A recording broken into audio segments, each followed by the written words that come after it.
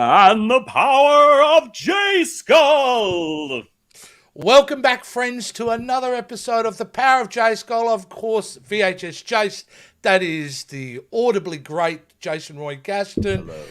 And we are in for a treat. We're in for a double whammy today, Jason. It's double trouble without double trouble. It is like we're doing the Ralph and Potsy of the He-Man universe. And except they're terrible. And, of course, we're talking about Spikor and Stinkor. Ah, look at those two gents, my goodness. Oh, so Jace, what was the idea behind doing these two at once? Why are we doing these guys today? I got a sweet spot for Stinkor. Because Stinkor is, he was the forbidden fruit whenever I was growing up. I was not allowed to have a Stinkor. Ooh. And the only reason why I was not allowed to have a Stinkor is because he stinks. He smells like patchouli, and it smells like a skunk. So if you use patchouli, you smell like a skunk. Don't blame me, blame Stinkor. But he's a great design. Oh, he's an amazing design. But he's one of the few action figures, along with Rio Blast and maybe a couple of the Snake Men, who never made it into the Filmation cartoon. And it could be because it came at the very end of the He-Man and the Masters of the Universe line, whenever they were focusing on gags. And I love the gag that Stinkor smells like a skunk. He made his debut in 2002, and I really like him. Spikor, he's here because he's here because well, there goes the sand. He's here because he did make it into the Filmation cartoon, but he never made it into 2002. And I've always thought, well, how are we going to do an episode about these two guys if they haven't appeared in, both episodes? And then I thought, wait, we got a Filmation here. We've got a 2002 here.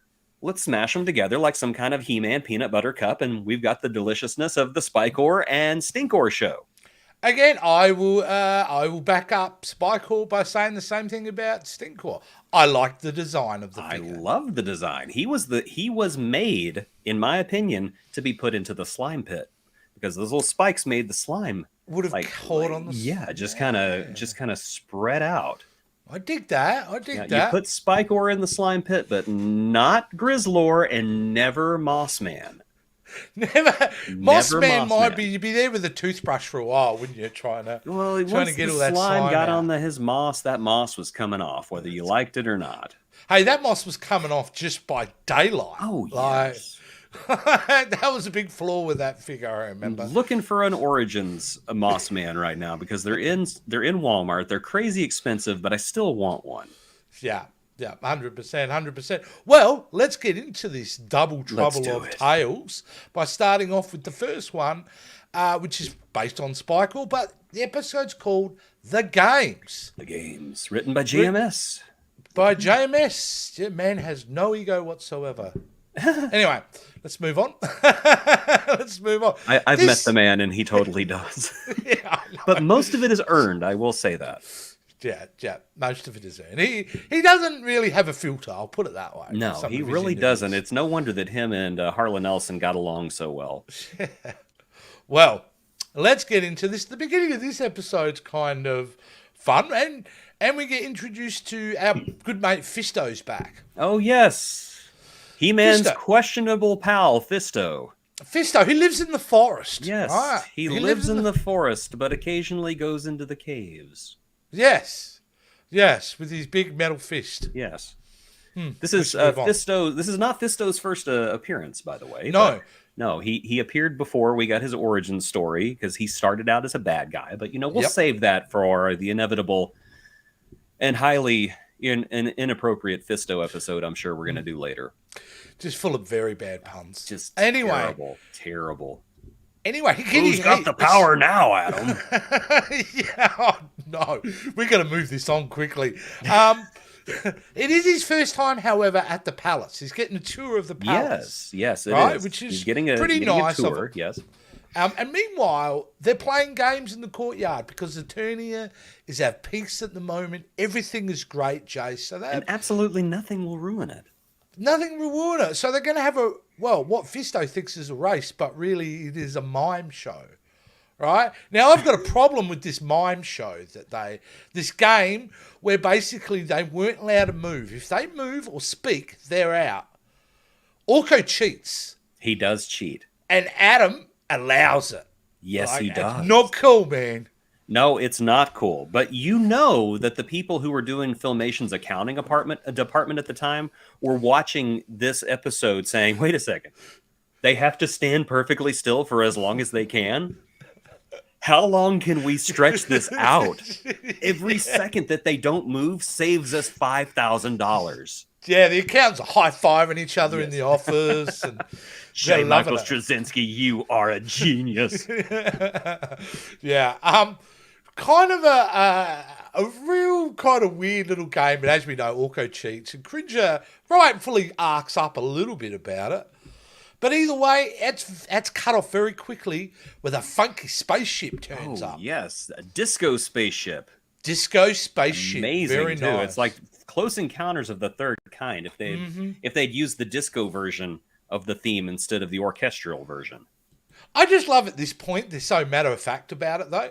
Oh, look, there's a ship in the sky. Well, I wonder what they want. Going, it's coming in fast, but no one's panicked. No, I wonder what they want. Well, I'm sure we'll find out soon. They're heading this way. Greetings. We are the Vendarians. Greetings. The Vendarians. The voice of the Vendarian, as we know who that is he's not even trying to hide his voice at this point. At this point, this was around the end of the series. They just didn't care anymore. No, and he's just saying the lines with just a gap in between each line. That's how he's that's the only difference he is to Adam. But, you know, I'm kind of okay. And the logic of this species, which they don't challenge at all, Jason, when these aliens come down and go, we're just good people, like we're the best, right? Yes. No evil. But we're trying to understand good and evil. My feeling is, why do you need to understand good if you're already good? We're good. We don't understand evil. Oh, okay. You're not on fire right now. Imagine you were. That's evil. That's evil. Oh, wow. We were going to do this whole game thing, but you explained it perfectly. Bye, everyone. Bye, Vendarians. Okay, back to staring at each other and not moving. Yeah, not moving. We do this long enough, and we get an extra week off. So the plot is really that they're going to grab a representation of what's good in Eternia and then what's evil. Right? So, clearly not a problem for this, for Eternia at all, because they're fairly well split down the middle of who's good and who's evil. Oh, yes. So, very, very few people in a gray area here.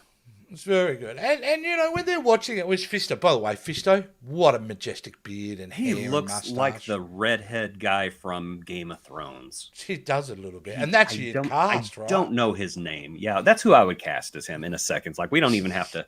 No, we'll get to I don't remember his name, but yeah. He was in Cocaine Bear. I think you cast him as something. Yeah, I cast him as Beastman. That's right. He can do double duty. It's fine. He can do double duties for sure. Now, so the question was, well, there's no question who's going to be the representation of good from Eternia. It's He-Man, right? Right. There is no better. He's the pinnacle.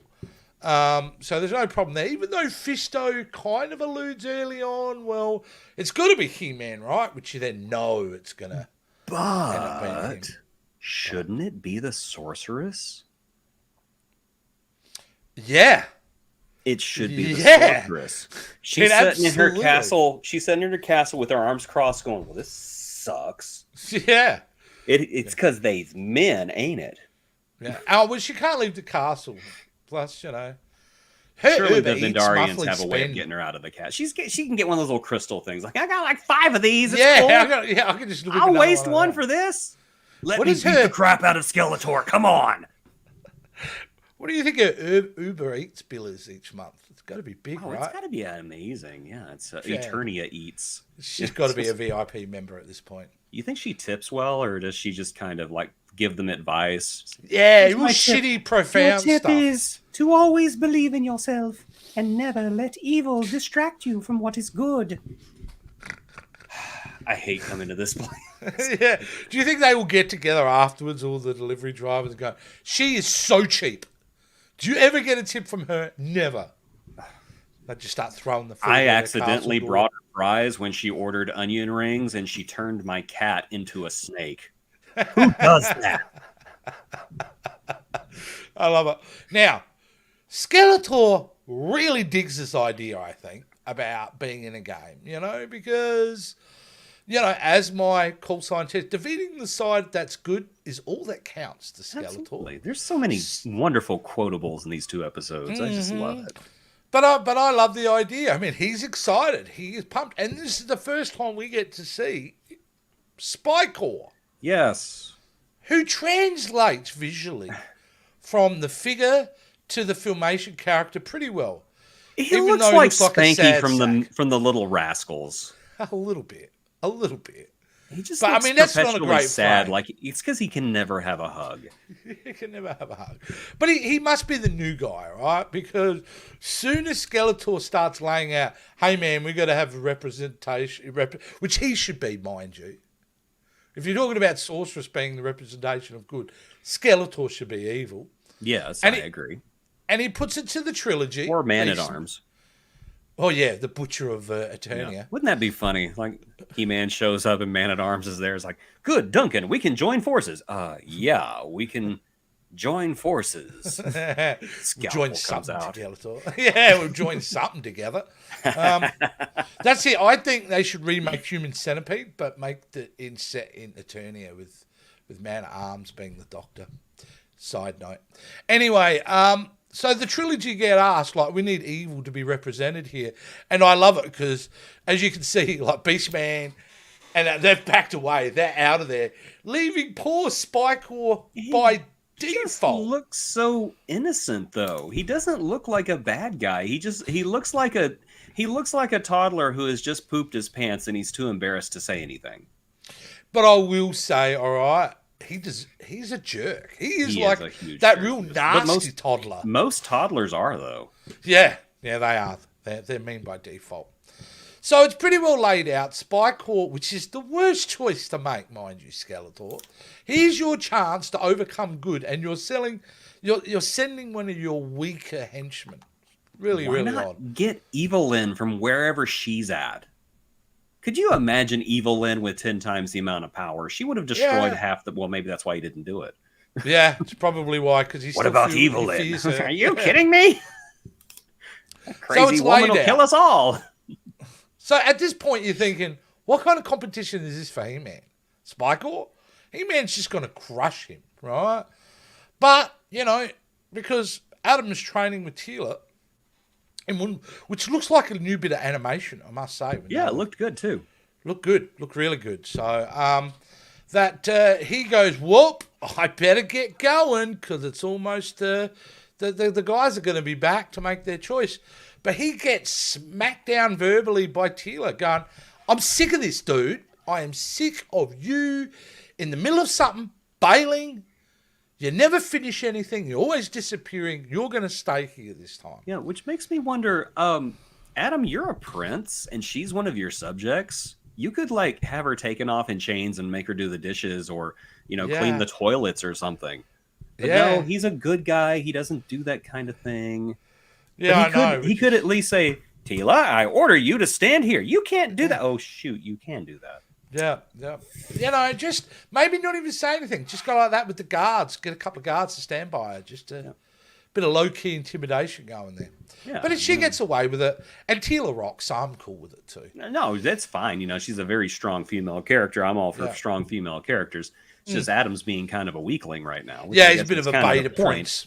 But even's like, Teela, I have to go. No, you're going to say it. No, you don't understand. I have to go to the bathroom. Oh, I don't think we have toilets in the palace, Adam. Have you ever seen one? And I'll tell you what, if you have an accident in those furry short shorts... Everybody's going to know. Everybody's going to know. Anyway, because they're having...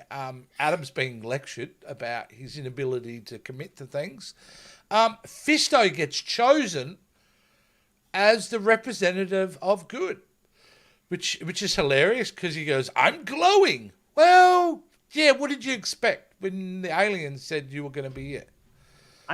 They never did explain to the characters either why Fisto was chosen. So poor Fisto is going to spend the rest of his life thinking that he's more powerful than He-Man. Yeah, that's the problem. I don't think it's No, good for an unhealthy ego to be given that much platitude and no, power. no. And it's one of these days he's going to get drunk and cocky, and he's going to challenge He-Man to a fist fight. Oh, look, he comes from an Irish background with that red hair. You know he's getting a bit Absolutely, punchy after a couple of pints.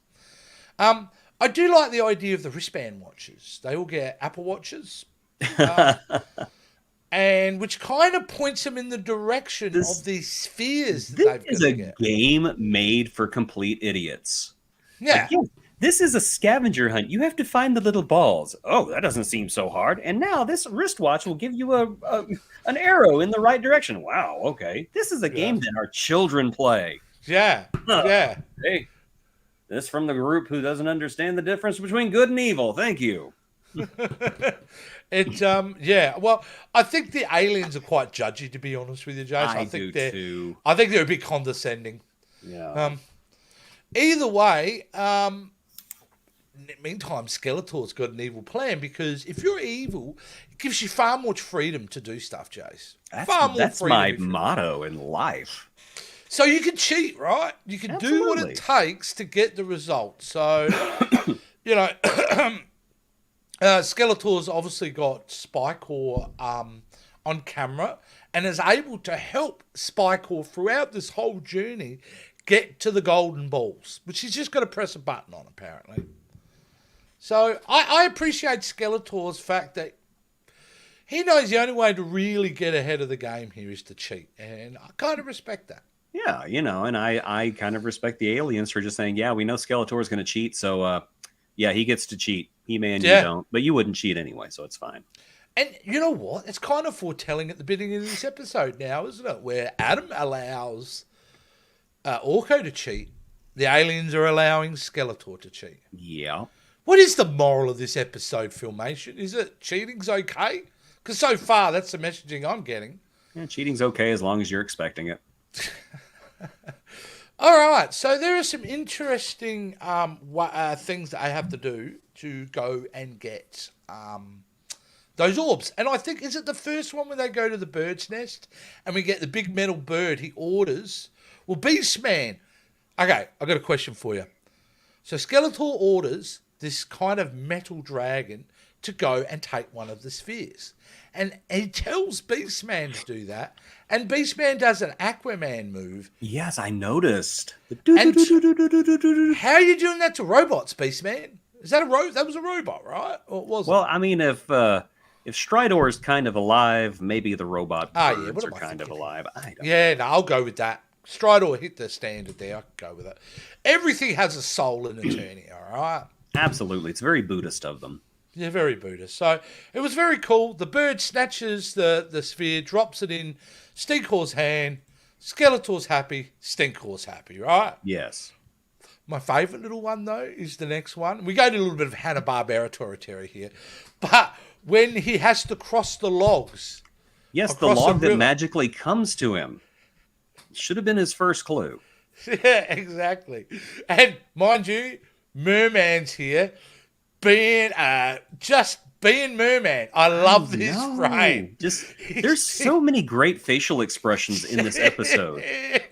And I love that one. How much delight Merman was having doing this to poor Fisto. And the fact that classic he's Hanna-Barbera style. Yeah, the fact that he's down there just talking at full volume, like, this'll really put a stink in his panties.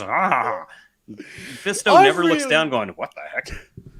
I've really started to get quite, I don't know, almost falling in love with Merman now. I've seen a couple of things recently with Merman. I'm going, I don't think I've given this character enough credit where it's due because I like the Filmation version very much. I think that it's the whole Aquaman thing. Every time you have a character that has to do with water, you instantly think they're a dweeb. Yeah. Which now that Aquaman is cool, thanks to Jason Momoa, maybe we're giving Merman another look. I think Merman's awesome. And whenever you meet Merman in the Netflix reboot in the second season, he's actually a fairly intimidating, scary individual. Wow. Okay. Interesting. Well, at this with a really cool design too. At this point, Merman seems to be, evil, but he likes to have fun. He's got a, like we discussed in the last episode, he's got a mate, and Beastman, they're buddies. So he seems to enjoy his work. So there's some normality to Merman that I kind of like. But either way, now that's 2 for 0. I believe Skeletor goes, that's 100 points to evil and 0 points for good. So I like the fact Skeletor's keeping count too. That's important. Yeah, it's a good count for the kids back home who can't count yet. So after them, Fisto comes across a giant pyramid kind of thing, a rock. I don't kind of get this bit. I don't think anybody did. I think it was just they had a pyramid laying down. Filmation had a pyramid in their archives and thought, let's save some money. I like saving money after the whole still race. Let's use this. So, but the answer is He-Man to come in and destroy it to get the orb. Is that the deal?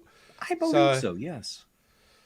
Which is kind of cool. Which immediately, and the whole reason they did this thing, because they needed Fisto to not be the champion at this point. Yes. There was no way for this entire plot where Fisto was going to remain the champion, the champion of good. He had to tag out. He had to tag out. They made He-Man. And He-Man's now got the Apple Watch. Yeah, which is pretty great. So, Fisto, by the way, you're not more powerful than me. I was in the can. Yeah, that's the ticket. Yeah, anything talking about, you know what, Fisto, let's just move on. Now, we've got Spikor, meantime. He's really not the smartest chap, right? And that's putting it mildly. He's trying... I think he should be on a very short bus somewhere. He should be, because he's trying to be evil, but all he comes off is annoying and dumb. He never quite achieves the evil part very well at all. The speech pattern, I think, is the worst part. Just everything he says is... I can't even describe modulated, it. Hasn't it? It's modulated, and it's... Spikor is going to get the ball for Skeletor. It's very weird. Yeah. It's an odd choice, and it was the voice actor who did it. And I don't know if the director told him to do it that way or what. Maybe they're just like, yeah, John, we're tired of every character sounding like you. Can you do something just weird? Yeah. I don't care. Oh, and here's the scene. I actually got the scenes in order wrong. It was actually after this is where Spikor attempts to get the ball that the metal bird, the Beast Man, and he gets it. So, and look how, see, this is the problem, Jace. Look how smug he is. He's not smart enough, nor did he do enough to be really enjoying this moment, to be honest with you. No. It's all just happened for him. He's done nothing. These are not balls. These are eggs. Yeah, just not fun to watch. I remember seeing this as a kid because I'd gotten my Spikor action figure because I saw the TV show. I saw the commercial, so I got my Spikor action figure. And then it was like the day after I brought it home, a Spikor episode was on TV. I was like, yay! And I just remember just thinking, wow, this guy sucks. I just have an image of you, your kid, just at the end of the episode looking at it and then just dropping it or walking away. I don't want to play with you anymore. Yeah, that's it. I'm going to get into anthropomorphic cats and swords. You know what the thing is here? These aliens love putting these globes in high places. They really do. That just seems to be their thing, doesn't it? Yeah. You wouldn't think they would stick it in a cave or something. Well, they're in a flying saucer. They're not taking a whole lot of effort. They're just rolling down a window and then flying off. Pretty much. It's kind of like the first time you hide Easter eggs for your kids. The first time you do it, you're really sneaky. By the time they're 10, you're just... just throwing the eggs in the back. That one cracked open. I don't care. Well, they've got to climb up a giant tree to get another orb, correct? Yes. And, Spikor is, obviously, as I was showing, very eager to make his mark. And gets up as far as he could until he slips and he looks like he's going to fall. And who comes to save him? Who comes to do the right thing, Jace? Chumpman. Oh, mate. He-Man is so good that even that guy, who everybody else would have said, see you, buddy, he's still going to go and save him. Plus, you've got Skeletor's power. You can survive the fall. It's fine. You can survive the fall. But again, it just is true testament how great a hero He-Man is. Yeah, He-Man's a better person than I am because I would have just let him fall. Yeah, I absolutely would let him fall. However, even though He-Man is pure, he's not always makes the smartest choices. No, and therefore finds himself getting pretty well screwed over by Spikor and finds himself in freefall. It's like snakes and ladders. He just hit a snake and he's on his way down. Do you think that's the moment where he's thinking, why do I do this every single time? I trust people and they screw me over every single time. It's a tall tree, so he's got lots of time to think on the way down. Yeah. Well, it is a cartoon tree. It's got to go around a few times and repeat. Oh yeah, you got to repeat that background over and over and over again. Hanna-Barbera rules. 100%. Either way, how it works out is He-Man does get the golden orb, and apparently this orb is worth 1,000 points. So making all the other orbs and all the work that you had to go through absolutely pointless. I think you're getting things out of order again. Okay. Because there was a red orb that was worth 2,000 points. Yeah, remember the robot was saying, you cannot go forward, you cannot go forward. So he walked backwards. And so it didn't nullify the other orbs, it just made it so He-Man could tie up the score. Yeah, well, that's the thing, though. I mean, you want to tie up the score, and it's really, you're not even really thinking about the plot at this point. Yeah, you got to get the good guys in front. Yeah. But either way, we kind of get it sorted out in the end, and here we are now at the point where we've got the tied up score. How did they win again, Jace? What is the winning maneuver in this episode? He-Man shakes the tree. Exactly. And that causes the orb to fall down, and he catches it and presses the button, which makes you wonder, why didn't you just do that in the first place? Exactly. That's like making the Megazord. Why didn't you just do that in the first place? And I'm sure the accountants were thinking the same thing when they were thinking all the extra frames that they had to... Nah, they had the leftover stuff from Skytree. It was fine. It was fine. But either way, the episode at the end where they decide all of a sudden that the reason they've really won is because they've observed He-Man and puts his willingness to put himself first over everything else, and therefore makes all of Eternia good. They need to hang out in Eternia a bit more. Well, geez, thanks, He-Man, for teaching us what it is to be good. The thing that we said that we are already. I know, right? Is that not problematic? Is that not like... Now off into that big black thing with the stars. Yay! Yeah, honestly. God, He-Man, they were the dumbest aliens I've ever seen. Why is Fisto getting such a run at this point? What is Filmation seeing with Fisto? Because he's in a few episodes. He was a brand new action figure, just like Spikor. So, but he gets more than one run, though. Yeah. I find a lot of these guys get 1 or 2 eps max, but I feel like I've seen him quite a bit. Nope, he appeared in, I think, 2 episodes, if I'm not mistaken. Oh, okay, so... He had his origin story, and then he had this one, and by that point, I really want to say the series was starting to wind down at this point, whenever the Fistos and the Spikors were showing up, because then we got, not Double Trouble, not Two-Face, I can't remember his name, the guy with 2 heads. Too Bad, we got Too Bad. Too Bad. And then... hang on a minute. Isn't this the 3rd to last episode of the series? I believe so, yeah. Yeah, because you've only got to save the creatures and the Cold Zone to come out after this. So we really are at the tail end. This was, they just didn't care anymore. They knew She-Ra and the Princess of Power was on the way, and they just didn't care. Just didn't care, Jace. No. Look at that. And that's face. the end of it. And we end it with poor Daddy, I flew Spikor. up. I flew up into sink. I'm sorry. I told you to go to the toilet. I couldn't make it. I'm sorry. Yeah. Yeah. And that's pretty well exactly how it played out. Yep. All right. So that was it for the first episode. And honestly, a lot of it makes sense now. You realise it was so close to the end of the series. It's one of the nuance that they somehow wove in some of the plots early in the series. It's just not there anymore. No. Especially I will say, at this point. I will say some of the dialogue was pretty good. Especially whenever it would cut from one character to another character. My favorite was whenever the Fisto and Spikor showed up on the game field, and you saw Adam going, "Spikor, what's he doing there? Fisto, what is he doing there?" I love that kind of interplay between scenes, Yeah, and there were yeah. a couple of cute lines, but overall, this is kind of a cringe episode.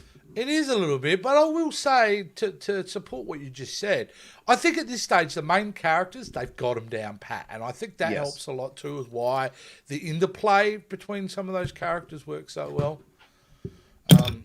Even though the Butcher of Eternia still seems to be in every episode. But Yes. get Well, there you one know, day.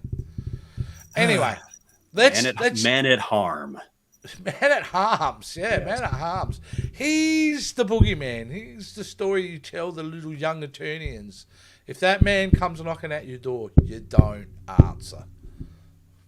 So, anyway, let's move on to the next episode, which is Oh, look at him! He's so this cute. guy. And for some reason, I don't have the actual name of the title screen, which I thought that was. And so the name of this episode is "The Smell of Victory." Oh yes, the smell of victory. The long-awaited, at this point after 30 years, not Spikor, Stinkor episode. This is an origin story. Very Yes, much it is. so. Which is funny because this is not our first time seeing Oedipus. We've seen Oedipus at least twice by now. Yes, and he was in a previous episode that we'd done around... He was in the Sorceress episode. Sorceress. Yes. And then he's in another episode that we have not looked at yet. Okay. Because he makes reference to, those are the guys who threw me into prison. But yeah, Hey, this is is this good writing, Jace? Is this pre-planning? It is. And I gotta say, I think Oedipus, at least in his original Ewok phase, as you put it, he's a cute little guy. I mean, he's a cool design. I love his eyes because he's got almost reptilian or amphibian design to his eyes, because they've even got the sheen and the slit and everything. And it's very heavily influenced by Gollum. But I dig it. I dig this character, and I will tell you why. He's probably one of my favorite evil masters because he has got full characterization when you first meet him. Because he wants something, he knows how to go about and get it, and he has ambitions and goals. You can't really say that about the other evil masters, and so That's just very right true. off the bat, Oedipus is a very well-rounded character. Yeah, and fairly motivated at this point to be Yes. able to prove that he is indeed a very evil Oedipus and He's a value. friggin' adorable. Look at him. Oh my gosh, Yeah, he's so evil. yeah. I just want to take him home and just like feed him pudding. And he finds himself in a scenario where we're right in the middle of an action scene.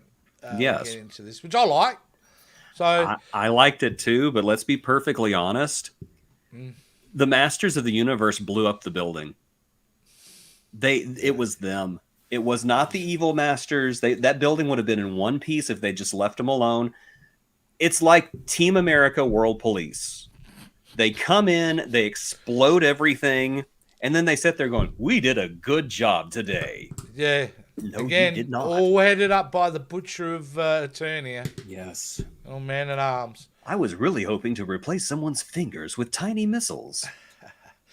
When I see this shot, Jason, even though it's a little bit blurry just because of the resolution of the episode I got, I really love the designs of the evil masters. They in the all two- got glow ups with this They reboot. really did. I can't think of a single one who did not turn out, who they didn't give a. The only one I can think of is Roboto, where I looked at him thinking, "Ooh, I'm not a big fan of and that." he plays a bit of a part in this episode. He too. does. He I mopes. like this. He Yeah, he mopes. mopes. I like. He We'll get mopes to so his much. emotional arc in this story, which was kind of a bit head slapping.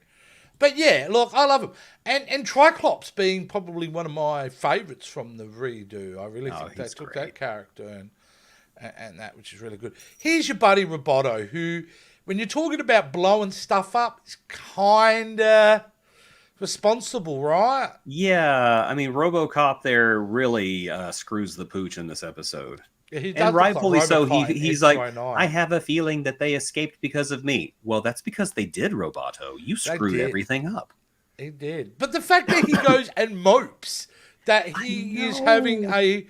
a crisis of conscience, like throughout this, is like, really? Like, that's where we go. Why can't we have him learn like just more like say Data would learn in a Star Trek No. episode? And you know that this is a robot that would not understand love. Like, I do not No, understand love. What is this about? I'm going to go over here and feel sorry for myself. it's a robot. Yeah. It's a Which, robot. again, I guess Eternia is kind of Buddhist. Everything's got a soul. But this was just... I loved this episode, but I hated everything with Roboto in it. I did. Which is weird because with the 2002 episode we haven't looked at yet, where he has his grand debut, I really liked. Yeah. Okay. And then they okay. go and they just walk him back with this one. Well, and it's at the end of cringy. talking about this episode, we'll watch both clips, the moral lessons from each Yes. episode, and Roboto takes a big kind of, well, he does the moral lesson in the clip of that one, so which is dumb. I do not understand love. I do not understand your human emotions. This is the lesson. Goodbye. Just goodbye. Yeah, it was. Turn off your television or you will be terminated. It was pretty bad. Hey, do you know what the initial motivation was about getting that vial? Do you know what Skeletor was planning on using it for? I don't think they ever really said what it was. It was for the thing that Triclops was building.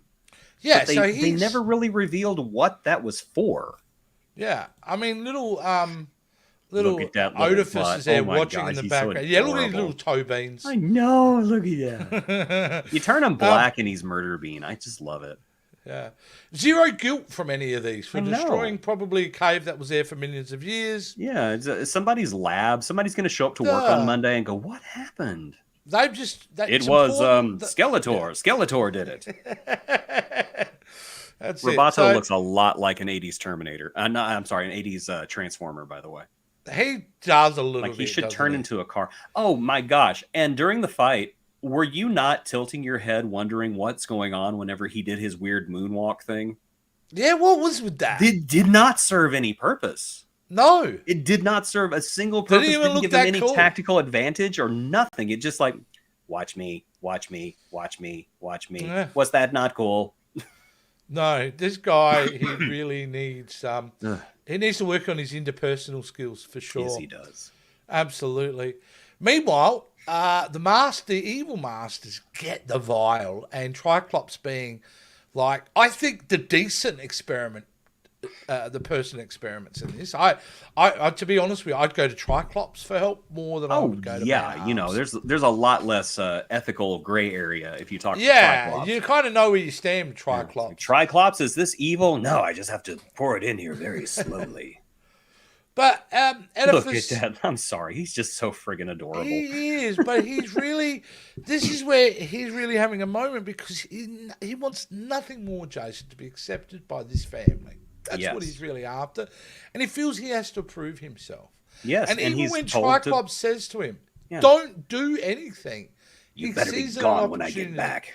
Yeah, that he's going to, this is an opportunity for Oedipus to prove himself. Yes. Which clearly he doesn't, because in dramatic fashion, we get a cool reveal, mind A you, very cool reveal. of a new mutated Mogwai looking Oh, look at that thing. Stinkor. I just love it. I love the look. I love the transformation. I love everything about this It was version of so Stinkor. good, wasn't it? It Yeah. was so good. I don't even mind that he spends the entire episode naked. No. It's just because it's just, you don't I'd even go notice with it. it. You're like, oh, he's wearing little shorts. Oh no, he's not. No, he's not he's wearing not. little He's shorts. That's like his pantless. pubes or something. I don't know what that Yeah. is. Either way, he has a moment of being able to go, I am now perfection, before, well, he realizes there's a bit of a stink about him. Yeah. And mind you, He's like a gym animated bro stink after a lines- workout. Animated stink lines are something that have been around forever. but I'm going to say it. There's some pretty damn good animated stink Oh lines in this yeah, episode. because they burst forth with purpose, and I love it. Purpose. Yeah, which is kind of pretty great. Mamma mia, that is some bad Yeah, stinker. Super Mario's dad not happy about it. But it's the fact of when he's in Steak Mountain and people start getting a whiff of it, which is really great. Really great. I just love how they embrace the goofiness of this villain and reject it before they realize, oh, he's got some potential, actually. Let's bring him back. And they adapt. They adapt very quickly by building some masks, some air filters, which even Skeletor, like, dude, like, I get that you've got the mask on, but putting your arm around him, yeah, your arm's gonna stink like so cheese for a badly. week. You're never gonna wash I that also out. gotta hand it to Triclops here. You know, when Skeletor says, we're gonna use you as a distraction to go on the offensive. Solid burn from Trapjaw, because you're the most offensive thing we've ever smelled. Yeah, I'm great sorry. line. Skeletor should not have zapped him. He should have high-fived him, because that was a solid burn. That was a solid burn. That was. I also have to give it up to a line from your favorite, Stratus, because he comes down at one point and he says the immortal line, which I think should get repeated until the end of our species. I think we should remember this. Yeah. I'm afraid a new evil has arrived in Eternia. Something stinky. Yes. I love that line. I must admit, I had a grin ear to ear because it was, yes, it's the end of that line. Something stinky. Something stinky, money. Perfect. Perfect. Yes, that great line. It's full of great lines in this. There But is. What I think they do a really good job of in this episode is showing the power and the potential threat that Stinkor can be. Yeah, because the dude's basically walking mustard gas, from what I can understand. Exactly, and Skeletor's smart to have him lead the offensive. Yes. You know, and say, well, if you do this, we'll accept you part of our family. And Stinkor is obviously very keen to be part of that. It's all about family first. Tell me you did not enjoy the little noises that Stinkor made whenever he was punched. That whole... Yeah. I just loved it so much. Every time he got punched or slapped and he went... I love some great kind of classic Hollywood trope shots that they used in this episode. One is normally, you know, when there's an explosion, you kind of walk out, you never look behind. But he kind of does it with his stink. Yes, he does it with his stink, which is I just got to stop for a second and just say, that is such a great design. Even is. Without his armor, just the way his body looks with the fur and everything, it communicates both alien and skunk at the same time. And power because of his broad shoulders, the way they've drawn him there. Yes, he looks like he's dangerous, and he looks like he'd stink on ice. Yeah, absolutely. Now, if you're Battle Cat, you're not happy about now. No. Right? It's bad enough you get He-Man riding your back, but you've got to go and run through that stuff. Well, he's been in a litter box, so this is nothing to him. True. That's true. You know, Battle Cat's litter box is an old, unused Olympic-sized swimming pool. He makes poops the size of your couch. You know, it's a rare thing that Stinkor doesn't like his own brand. It's normally one of those things. You kind of like your own smell. Okay, but not Stinkor. What people don't know is that from the last episode to this one, for us, about 4 weeks have passed. And I have journeyed to Japan and back. I can tell you, whenever you are in 90 to 100 degree weather with 90% humidity, and at the end of the day, you get on a subway to go back to your hotel, you don't like your own brand. It's pungent, and it is unpleasant, and you feel sorry for everyone else because they're looking at you like this. And this is you in the subway. That is me in the subway. Oedipus does not like this. Nobody likes his smell. Stinky. Even Skeletor. I love it. He coughs a few times when he's flying above. He's nowhere near it. But even, they do an excellent job of showing visually and explaining with dialogue how pungent it is. I love the fact that He-Man is crying. Like his eyes are watering while he's fighting Stinkor. That's just a little extra touch they did not have to do, but they did. And it really sells that, yeah, it is almost unbearable to be around this guy. And of course, He-Man gives us another quotable line that I do think should be held in our species in perpetuity. Doing evil is never a heroic act. It's like Ben England wrote that for an episode of The Tick, and I love it. I love it. Yeah, it seems obvious, but it's still delivered very well. Yes. Yeah, so really, at the end of the day, the way to defeat Stinkor is just to make him smell himself. Pretty much, yeah. That's pretty much a way to defeat any man. Interesting. Smell that. Smell that. But he's not happy, so he goes, takes a bath. Probably contaminated their whole water supply. I was going to say, I wouldn't be drinking out of that river anytime. It's just weird. Does this water taste like fart? Yeah. Yeah. So at this point, he hasn't ran off. He's been kind of cast out, right? Yes. Literally and figuratively, yes. He's been cast out. I will say, I really love how Skeletor decides to punish everyone else. But not Stinkor. But not Stinkor. Because he did his job. Yeah, that's right. So everyone's got to clean all the armor and do everything. And yeah, where were you, Evelyn? Like, yes, was she even in this episode? Yes, she was. She was there. She was there, but really background play. But Chase, we deliver to me the greatest moment of these two episodes tonight, and it's this. Isn't it? It's gorgeous, right? He's still bottomless, but at least he's got a top on. Yeah, he's got a top on. Hey, it works for Winnie the Pooh. If the wind blows in a certain direction, they're getting more of a show than what they intended to. It was such a great reveal that Skeletor, who seemingly cast him out, was delighted by the entrance of Stinkor and was laughing with so much glee that I started laughing because he was laughing about Well, the fact that Stinkor literally farts right before Skeletor starts laughing just tells me Skeletor enjoys a good fart joke.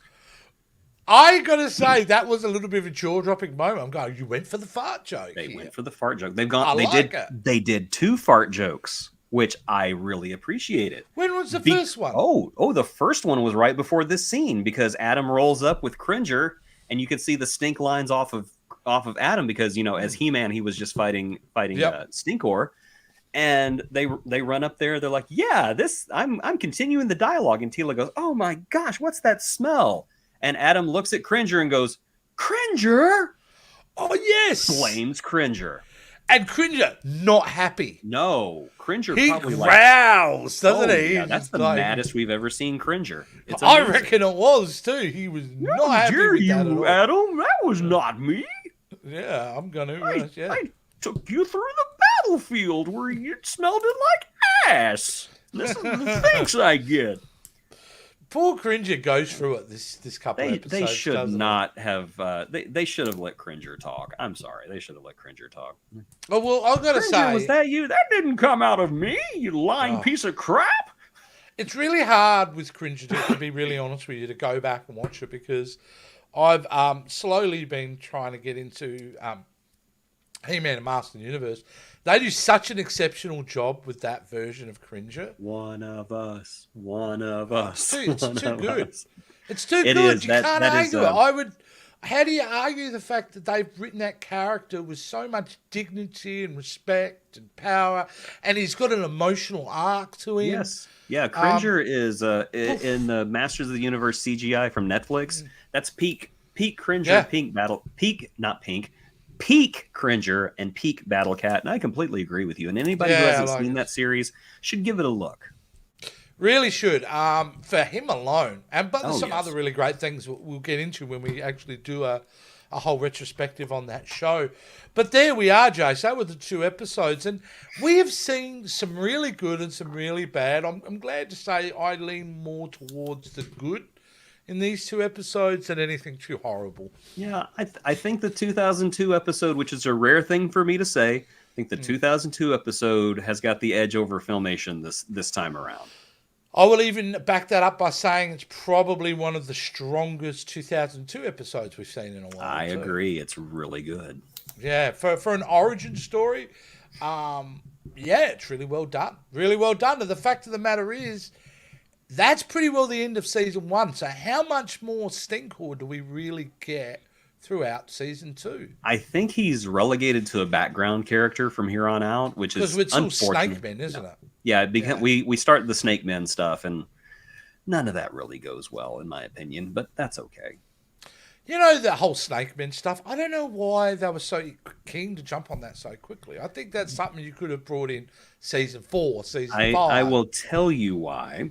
It's because it gave them an opportunity to rebrand, because I think that's what Cartoon Network wanted them to do. Rebrand the show. Hey, we've got this entire cadre of villains that was around back in the 80s we've never used before. Let's use them. Unfortunately, I don't think it really worked out well. If it says to me anything, is both times they've tried to introduce the Snake Men has been the beginning of the end for the shows. So all 3 times. What was the third time? The Netflix series. Whoa, there you go. Yeah, I didn't because know they introduced the Snake Men, which I will say, I think that the Netflix series introduces the Snake Men in a very cool way, and I think it helped the plot. But I think that they knew that they were ending, or at least they had an idea they were ending at the end of the second season, so they wrap everything up. They wrap everything up, which is a shame. So whoever makes the next version of He-Man, maybe just lighten up on the Snake Men, all right? Yeah. We don't Give need us a Snake Cobra Men. Khan. We'll accept a Cobra Khan, but let's not make a whole season arc out of this stuff. But either way, I enjoyed him. Stinkor's the best now. I've been debating what my next character was going to be, because I'd recently picked up Zodak and I picked up Beastman. I think Stinkor is now on the top of my list. I love Stinkor. He's just a great design. Yeah, of characters to get. Now, you have 2 there, don't you, Jace? Yes, I do. So who do you have? I have... From what lines? Okay, so this guy right here, believe it or not, excuse me for a moment while I'm technologically savvy here. Alexa, master bedroom lights 100%. Nice. This is a Stinkor from 1985. Is that an original Origins one? This is the original, and you can tell it's an original because look at the jiggly legs. Ha ha ha! Yes. Yeah. Wow, and the rubber's still good. The rubber is still good.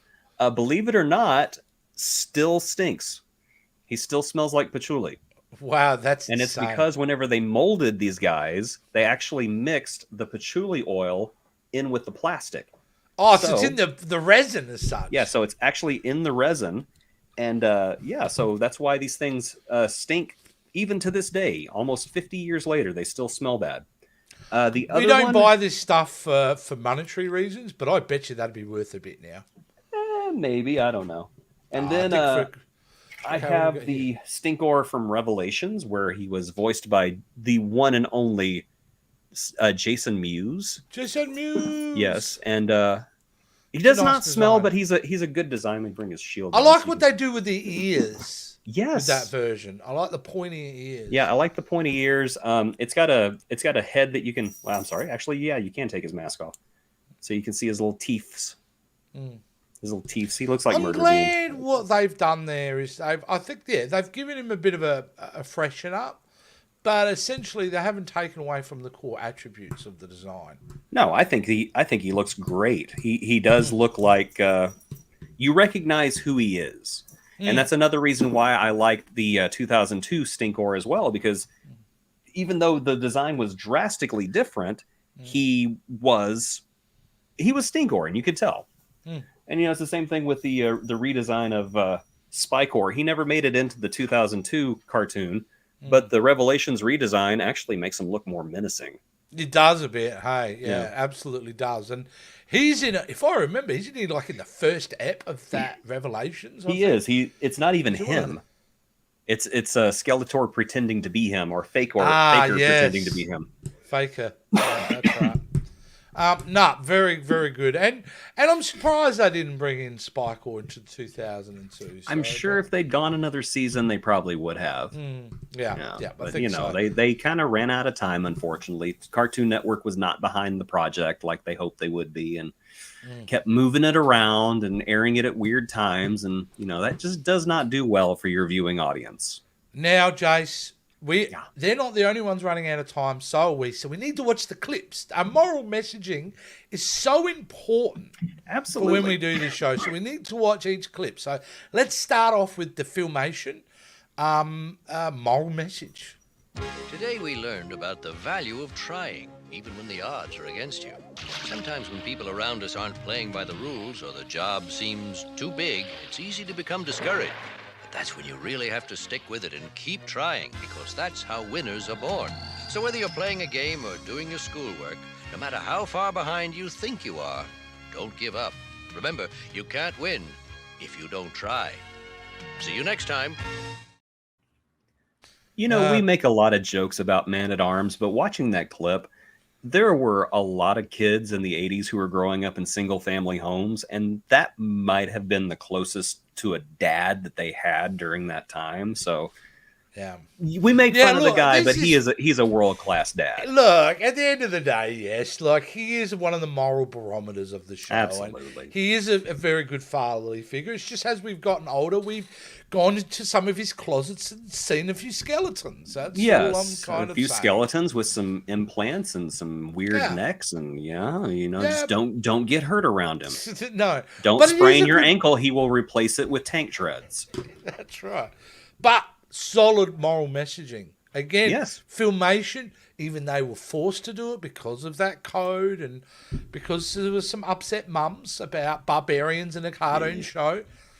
It still has worked out very well, I think, overall, as an idea. I mean... And it's a good lesson, yes. It is a good lesson not to give up. And let's be honest with you, it's not a lesson that all kids are aware of these days. Resilience. No. Keep trying at things. Yeah, We don't live in a rage culture quit, you little wimp. Exactly. So that was a good one. I'll give that one a thumbs up for me, Jace, on being a... Same for me. All right, let's see. Now, I'm a bit nervous about this one, Jace, because 2002... Yeah, they not don't been always... known for great messaging. Yeah, but let's have a look. I have encoded the lesson that all beings make mistakes. But losing confidence in one's abilities and being unwilling to try again is the biggest mistake of all. That's right, Roboto. To be successful at an endeavor, you must be willing to weather setbacks. And sometimes the weather can be very unpredictable. Until next time.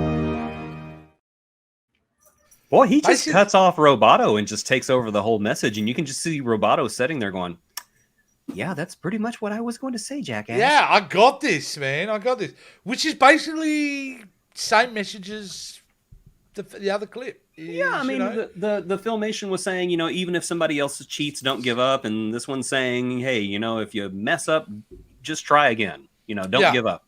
So both don't give up messages. I actually think both of them worked. Yeah. Yeah, it's actually, as for the 2002 version, yeah, it's okay. Yeah. It's actually one that I would go, I kind of give it a thumbs up. So yeah, the Cyclone cameo was kind of weird. Well, kind of. Was it Cyclone or was it a dressed up extra? Because they never showed his face, Jason. It was Cyclone. He had the little thingy on his back and everything. Wind powers. They had a contract to make sure Cyclone. Maybe the toys weren't selling that well that month. Just throw him in there, Throw him in there, Yeah. But throw in our weird samurai reimagining of Cyclone. It's fine. Now that's it, Jace. We have done it. We have gotten through the character deep dive of Stinkor and Spikor. Yes. And it's been amazing. But we're going to come to that time now where I put you under the pump and go, what are we doing next? Oh, well, while we were doing this episode, I got to thinking, you know what? Talked about this origin episode, but we never really have covered it before. And so I believe that our next subject for the Power of J-Skull should be the man of the hour that we have criticized, Roboto. And we know Roboto's in both series. We know He this. is, yes. And he's got an origin in both of them. Great. Well, I never really dug the toy when I first saw it. I love the little... I've got a vintage Roboto, and he's got the little gears that Yeah, still it move took and me everything. a while to kind of like him as a figure, only because I think I was at that age where I looked at the big cog and everything and went, this looks like Fisher-Price stuff. It kind of was, yeah. Kind of was, but, you know, he's a character that I ended up owning one of the longest characters before. You know, they all go missing for some reason over the years, don't they? Like when you're a They kid. do. My don't know what Roboto happened to is him. my Roboto is still in the living room. It's still there, and it still works. And it's not is as it- clear as it used to be. It's kind of yellowy, but you know he's still there. All right, there's a question before we get out tonight. How many characters do you have that you had as a child? Did you manage to keep any? I kept a few. I have a Trap Jaw. I have Stinkor. I have Roboto, and I think I got the what's his face? The guy with two heads. I keep forgetting his name. Too bad. Too bad. I have Too Bad. Yeah. Wow, look, that's a story in itself, because I don't know many people who managed or had the wherewithal to go, you know what, I might be a teenager, I'm not into this now, but I'm not going to throw it away, I'm going to keep it because it was once important to me. Not like me, it's like, oh, that's yesterday's news, throw it away. Yeah, I went through that phase too. I honestly don't know how I kept these guys around. And I've got the shell of Castle Grayskull from whenever I was a kid, because that's where they were all at. I think up in my mom's basement, and that's probably what saved them from me. You know that Castle Grayskull, did it still have the half-torn stickers on the inside? Yes, it does, actually. And crooked, yeah. It's got a... I'm very proud of myself because I found a Talon Fighter and Point Dread at Walmart the other day, and I brought it home. So now, after long last... It was denied to me as a child. Point Dread is finally on top of my. It looks beautiful too. Does it not? It's gorgeous. Put We're going to Clamp throw Champ inside of it because picture Clamp of it Champ wouldn't right. stop falling over. I'm going to put a picture of it right now. Let's have a look. Nice. It's beautiful, Jace. We love it. Yes. It is Yes. gorgeous. Look at it in envy. I was envious actually, because again, it's hard to get that stuff down here, but that especially was hard to get when it first came out. So to find it in Walmart. Yeah, I that was one that I think my mom said she'd get it for me, but she never could find it. And this was not a toy that was denied me. It was a toy that fate denied me.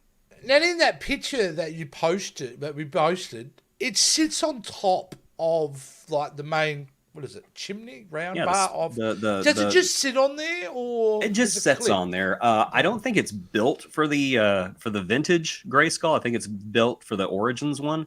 But my Origins Grayskull is I have it displayed where you can see the inside, and then I have the vintage displayed on the outside because there's nothing on the inside because all that stuff got lost. So I just kind of have it perched on there. Pardon the pun. Yep. You're so right, though. I mean, that's the problem I have with my Castle Grayskull. You really need two. You do, don't you? Because I like mine where there's a battle happening outside with the thing down. That's how I have it. But it seems such a shame because on the inside, it's gorgeous. I have 4 Castle Grayskulls. I have 4 because I have the vintage one from the 80s that I've got it turned around so you see the outside. And then I have the Origins Grayskull where you can see the inside because it's got all the pieces. I have the 2002 Grayskull. Again, you can only see the outside because the inside's all missing. And then I have the Netflix Grayskull because it's an outstanding playset. It is beautiful. I can get that. I saw that in a store recently. Actually, He-Man and Master of the Universe stuff, like the new CGI one, can get a lot of toys here in Australia for it. I saw because I haven't had really context of what it looks like in the show yet, but I did see the playset and goes, that's a pretty impressive looking playset. Oh, it is. And the way that the jaw bridge opens and just the lighting effects in it, honestly, you could put your Origins figures in there and it would still look good. Do you have Duncan, Ram Man, the Robot Orchid? Do you have all the new characters? Yes, I do. You've got them all. Yep. Yeah, because I'm really starting to like the character designs now. So Yeah, when I first saw it, when I first saw him, I was a bit taken back by it, but it kind of grows on you. So it does, and like I said, it's got its own legs and it tells its own story, and it goes its own direction, and it works. Yeah, it does. You just have to remind yourself at the very beginning, this is not my Masters of the Universe. This is Gen Z's Masters, not Gen Z. Who are we on now? This is the Zennials Masters of the Universe. Zennials, yeah. Well, which I'm down for, because the fact that they make it so obvious that they are doing something that is their interpretation, I go with it. So absolutely, I enjoy the show very. And we'll be getting into that soon enough. Not next episode, but soon enough in the future, we will be diving into that show. Until then, guys, please remember, if you like what you've watched tonight and you're into He-Man like us, don't forget to subscribe to the channel. Like the video, share it, leave a comment. It's all good stuff for us, so, and it's good stuff for you too. And that's it, guys, and we'll see you next time on the Power of J-Skull! See you, folks. Check out SpectrumSanctorum.net for all of our podcast merch. We have an entire merch store ready to give you all the things that you loved about our podcast. And get notified on all of our socials: Facebook, Instagram, Twitter, YouTube, and our Spectrum Sanctorum merch store. Follow us.